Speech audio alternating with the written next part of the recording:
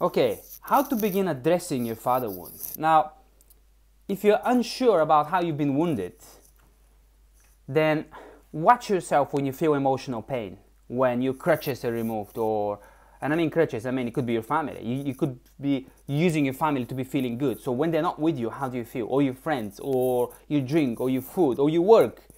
We all have crutches. We shouldn't have them, but we do. It's a broken world. So if you're unsure if you've been wounded and you want to address your father wound, watch yourself when the pain comes and don't numb it with anything. So for example, if you gravitate towards food, if you have a food addiction, or if you're using food to make yourself feel better, or sports or workout, just if you want to deal with your father wound, you need to stop these things. When you feel that pull, that gravitation, oh, I need this now, don't do it. See what surfaces inside of you.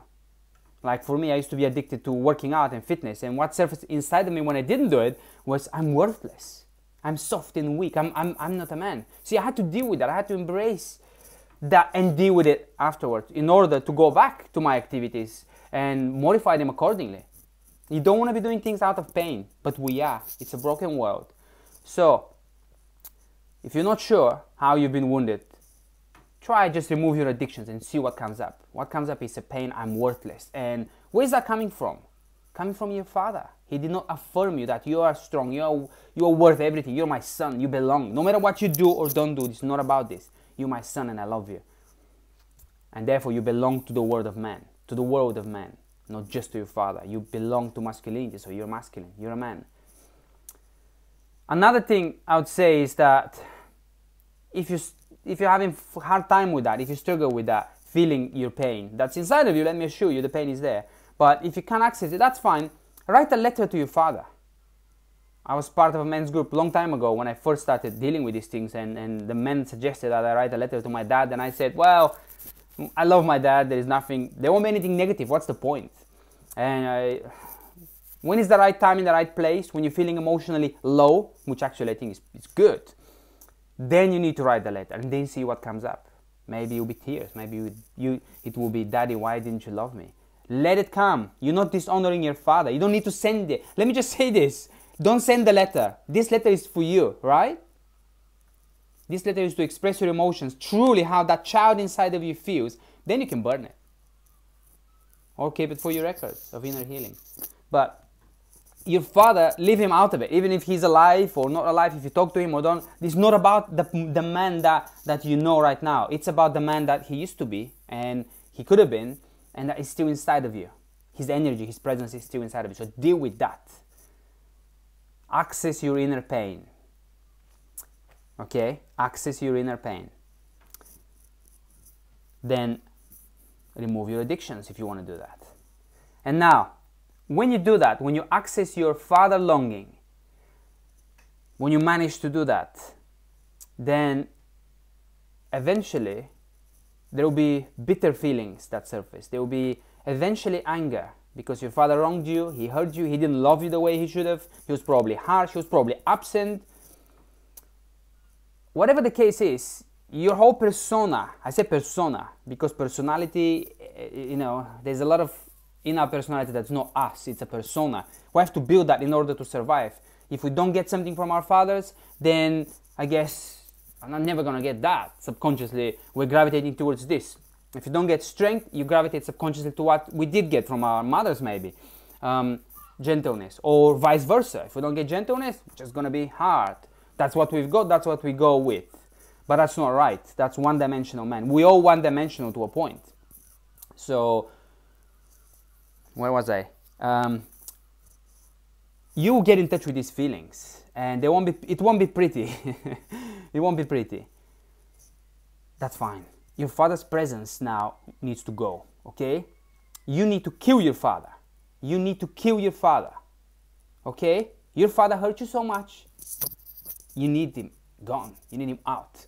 Whether he was absent, whether he was cold and distant like a rock, that never gave any gentleness, or whether he was in your face shouting and screaming, that's probably easier to deal with. No. And then you need to just punch him. Get him out. I repeat that I don't mean your true father. Don't go and find him and beat him up. That's kind of counterproductive. But his negative presence in you needs to go. So get physical, get a pillow, just stand up, just, you see his face in front of you and just knock him out, push him back. You're strong now, you can defend yourself. You're not that weak little child. Get out. You need to kill your father. I'm going to stop here because I'll make another video about why do you need to kill your father. So let me just say it. You need to kill your father in order for you to resurrect him. Because in every father there is something good. And if you're just disconnected from him, you're not a man to a degree. You need to be connected to your masculinity, which is passed down to you by your father and his father. So if you're not connected to your father, whether he was dead or alive, this happens in a spiritual and emotional world. So don't worry about how it happens. But first your job is to draw a sword and kill him, cut his head off, and just throw him off a cliff. Dethrone the king, dethrone the evil king. Your father needs to go. Your father is running your life right now. You could be 70 years old, 8 years old. Your father is running your life right now because your whole personality is built to either push against your father, rebel, and not get anything done as a result, and hate male authority, or just blindly, well, I guess I am how my father wants me, I guess I am a loser, or I guess I am this, and just be immobilized. You can't follow your own destiny. No matter which way you've gone, we all have a bit of everything, to be honest, but that's, you need to kill your father. I've had many visions, I had many men who I work with, and they have visions of a sword. Some people have a vision of like a samurai sword, just decapitate him and just push his body away, out.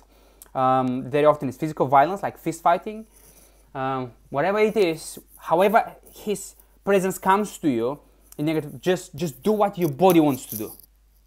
Because you're wired to be a man, after all. No matter how nice you are, no matter how soft you are, you have a lot of aggression. In fact, the softer you are on the outside, the more aggression you have on the inside. Let me say this, because that's my experience personally as well. So I work with quite a few men who have the nice guy syndrome, and I really relate to that, and that's why I do this work, and that's why in the previous video I just chose to address these 3 characteristics of the father wound, because these are the type of men that I work with mostly, and that's mostly my story. So if you're soft and nice and you think, oh, I can't even raise my voice, my father was okay, he was a bit, no, you have stronger feelings there. You need to access them. Get him out. Kill your father. Push him out. Knock him down. Get him out. His toxic negative presence must go. I don't care if you have good qualities. You need to kill him. You never know your father unless you're willing to die to the version of your father that you know. You can't be healed if you just do things halfway, right? Kill him. Get him out. Get him out of your system. Then see how you feel. Then see that you can actually begin to forgive. You need to forgive your father. After you kill him, after you had justice, then you can forgive. And you say, oh, well, he was a horrible guy, I'll never forgive him. Yeah, but who is suffering if you're not forgiving? There's a reason why that's a biblical thing. There's a huge reason. You don't have to believe. Don't have to believe in anything. Nowadays, it's all about what people believe, but we believe what we feel strongly about. We live in a very emotional culture today. If we're damaged by something, you just move away and you don't believe. But it doesn't mean it's not true. We've just been misused against us. So if you've been damaged by religion, it doesn't mean that this whole thing isn't true. It's just that the way it's been used against you and you don't have a full picture. So you don't need to be religious, but trust me, forgive your father after you kill him, after you decapitate him. You'll be left with emptiness and maybe longing, maybe sorrow, because your father was a broken man. First you need justice, but then you can forgive. And miracles will happen when you forgive. Your body, you feel things, your body will thank you for it. Honestly, it works on many levels, depending on how desperate you are, how far you want to go. And I urge you, I encourage you, I beg you, just go with it.